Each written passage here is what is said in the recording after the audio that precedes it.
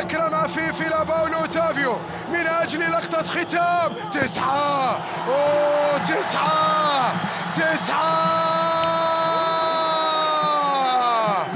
ما نسولف احنا وايد، لكن نسجل وايد. بلا يا سد. 9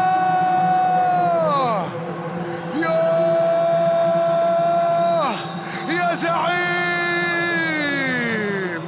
يا زعيم،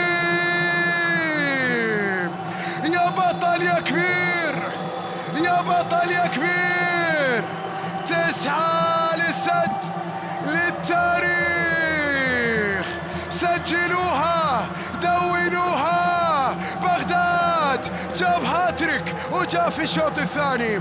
9 للسد، 1 للأهلي. وانتهت الليلة في استادي الثمامة ب9 أهداف للسد مقابل هدف للنادي الأهلي.